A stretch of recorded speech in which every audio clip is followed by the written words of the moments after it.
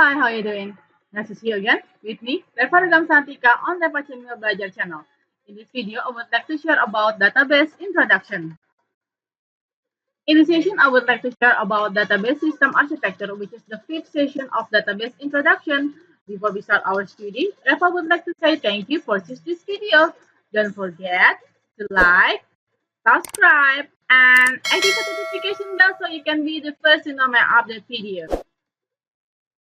In this video, we will learn about various forms of database system architecture, and the topic is about centralized and client-server architecture, server system architecture, parallel system, distributed system.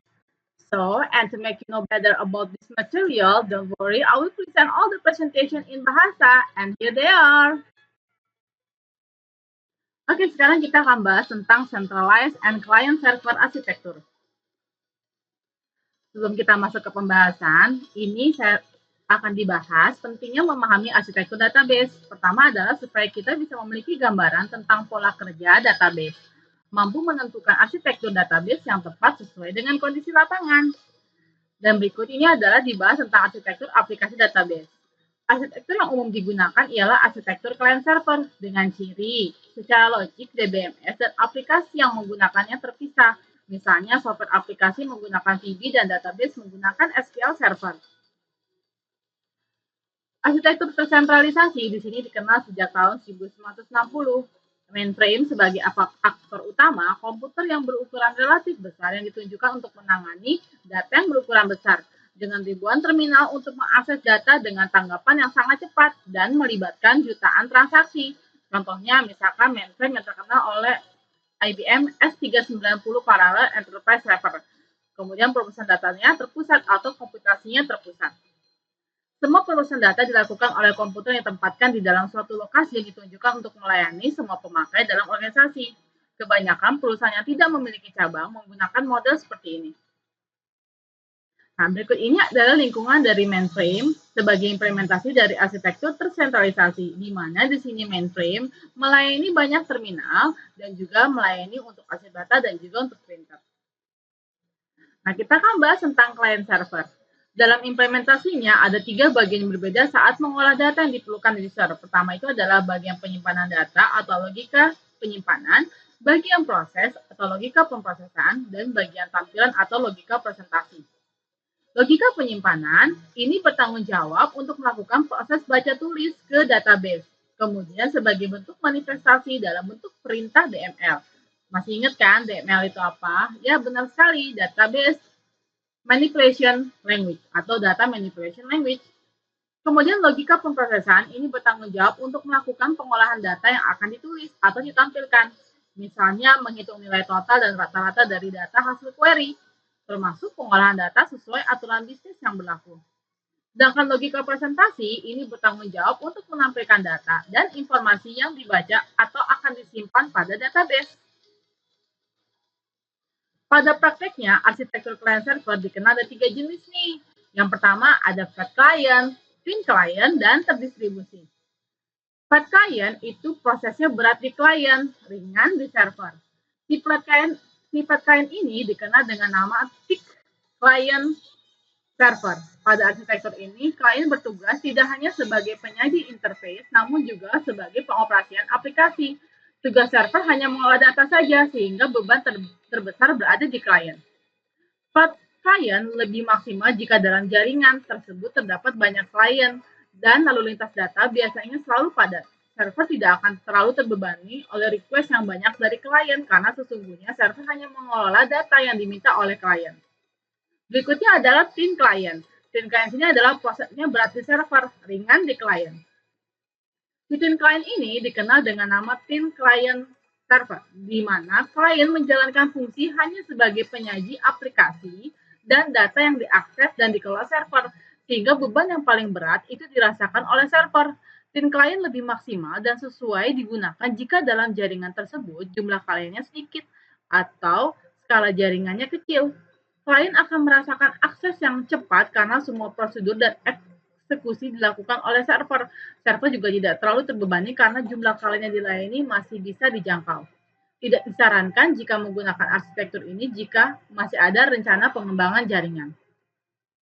Sedangkan terdistribusi ini modelnya adalah proses berimbang di klien dan server. Di server juga melakukan proses logika penyimpanan dan juga logika pemrosesan data. Sedangkan sisanya untuk logika pemrosesan dan logika presentasi dilakukan oleh klien.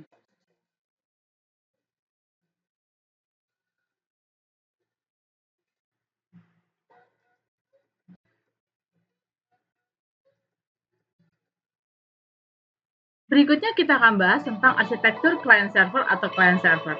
Nah, sini client server atau client server merupakan sebuah paradigma dalam teknologi informasi yang merujuk pada cara untuk mendistribusikan aplikasi ke dalam dua buah pihak. Di sini ada pihak klien dan pihak server.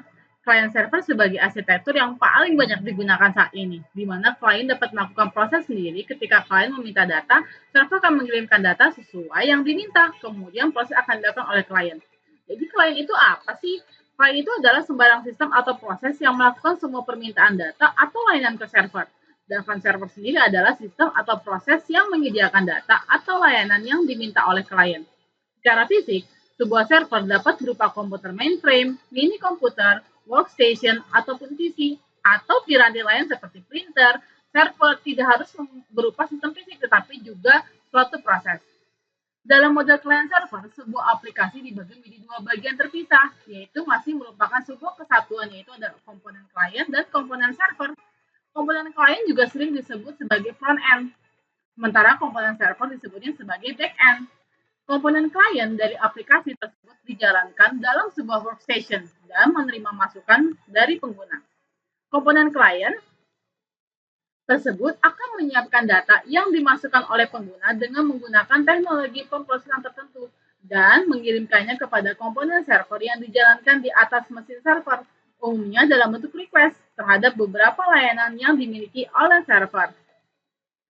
Komponen server akan menerima request dari klien dan langsung memprosesnya, lalu mengembalikan hasil pemrosesan tersebut kepada klien. Klien pun menerima informasi hasil pemrosesan datanya dilakukan server dan menampilkannya kepada pengguna dengan menggunakan aplikasi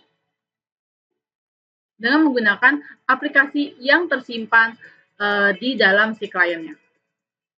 Contohnya adalah aplikasi client server sederhana, aplikasi web yang desain dengan menggunakan Active Server Page ASP atau PHP.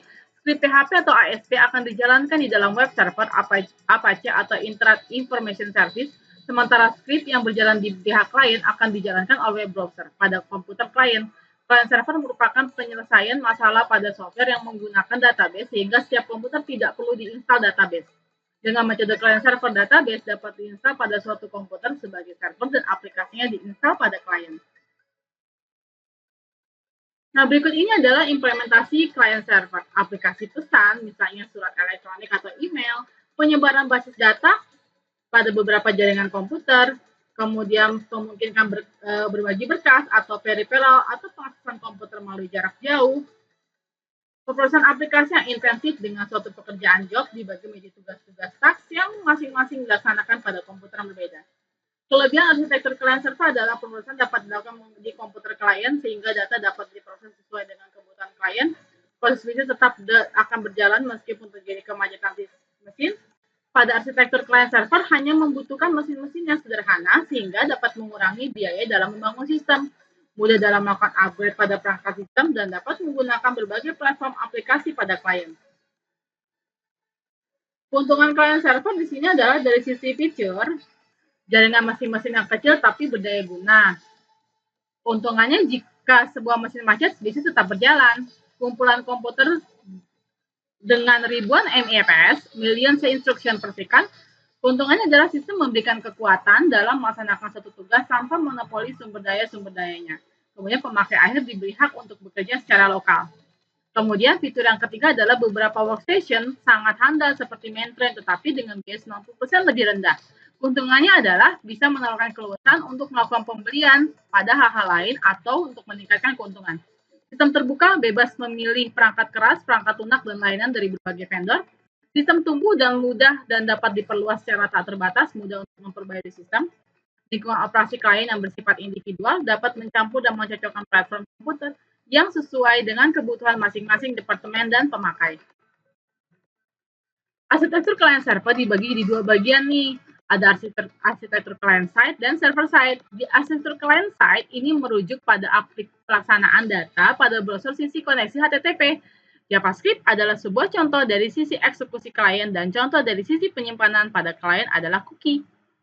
Karakteristiknya adalah pihak klien selalu memulai permintaan atau permohonan ke pihak server. Setelah mengirim permintaan, klien menunggu jawaban atas permintaannya dari server. Terima balasan dari server atas permintaannya, biasanya klien akan berhubungan ke sejumlah klien dari server pada satu waktu. Kemudian berinteraksi langsung dengan end user, pengguna akhir dengan menggunakan user interface atau antarmuka pengguna. Khusus jenis klien mencakup web browser, email klien, dan online chat klien. Dari sisi server side, ini adalah sebuah server web khusus yang bertugas mengeksekusi perintah dengan menggunakan standar metode HTTP. Misalnya, penggunaan CGI script pada sisi server mempunyai tag khusus yang tertanam di dalam HTML. Tag ini memicu terjadinya perintah untuk mengeksekusi. Karakteristiknya nih, sebagai penyedia layanan, sisi server akan selalu menunggu permintaan dari sisi klien, sesuai dengan tugasnya melayani dan menjawab permintaan data yang diminta oleh klien. Sebuah server dapat berkomunikasi dengan server lain untuk melayani permintaan klien. Jenis server khusus mencakup web server, HTTP server, database server, email server, file server, dan twin server. Mayoritas dari web layanan disebut juga merupakan jenis server. Server yang terlibat dalam jaringan klien nih, ada file server. File server ini adalah vendor yang mengklaim mereka pertama menemukan istilah client server untuk sharing file melalui jaringan. Ada sebutnya sebagai database server. Klien mengirimkan SQL request sebagai pesan pada database server, selanjutnya hasil perintah SQL dikembalikan kembali ke klien. Server menggunakan kekuatan proses yang diinginkan untuk menemukan data yang diminta dan kemudian semua record dikembalikan pada klien. Ada yang sebutnya sebagai transaction server atau transaksi server. Klien di sini meminta meremote prosedur yang terletak pada server dengan sebuah SQL database engine. Remote prosedur ini mengeksekusi sebuah grup dari SQL statement. Hanya satu permintaan atau jawaban yang dibutuhkan untuk melakukan transaksi. Ada yang disebutnya sebagai groupware server, dikenal sebagai Computer Supported Cooperating Working. Manajemen semi, struktur informasi seperti teks, image, bulletin board, dan aliran kerja. Data diatur sebagai dokumen. Ada objek application server, aplikasi klien atau server ditulis sebagai satu set objek komunikasi, dan objek berkomunikasi dengan server objek melalui objek request broker, ORB. Kemudian klien meminta sebuah metode pada remote object, dan yang terakhir adalah web application server atau aplikasi web server. World Wide Web adalah aplikasi klien server yang pertama yang digunakan untuk web. Klien dan server berkomunikasi menggunakan LPC seperti protokol yang disebut HTTP. Dan selanjutnya, kita akan masuk ke materi tentang server sistem arsitektur. Oke, berikutnya kita masuk ke pembahasan tentang server sistem arsitektur. Pada sistem server arsitektur, sistem komputer multiguna, satu ke banyak CPU, dan beberapa alat pengendali yang terhubung melalui sebuah bus yang memungkinkan akses pembagian memori. Sistem multi-user lebih banyak menyimpan memori lebih besar, multiple CPU, dan menggunakan sistem operasi multi-user, melayani banyak pengguna yang terhubung dengan sistem melalui terminal. Biasanya disebutnya sebagai sistem server. Dan berikut ini adalah arsitektur dari server system. Oke, di sini terdiri dari server system yang terhubung melalui sebuah bus, dan di sini ada terminal-terminal yang fungsinya adalah sebagai klien yang mengakses informasi atau data dari server. Kemudian server akan mengirimkan request dari terminal-terminal. Dan berikutnya kita akan masuk ke pembahasan tentang parallel system. And this is the end of the video about learning database system architecture part 1. If you have any suggestion and comment, don't hesitate to leave your message in the box below. Thanks for watching. Don't forget to like, subscribe, and activate notification bell so you can be the first to know my update video. And certainly I become more exciting to create another video. Stay tuned on my channel. Stay safe, keep healthy, be happy, and have a nice day. See you soon. Bye-bye.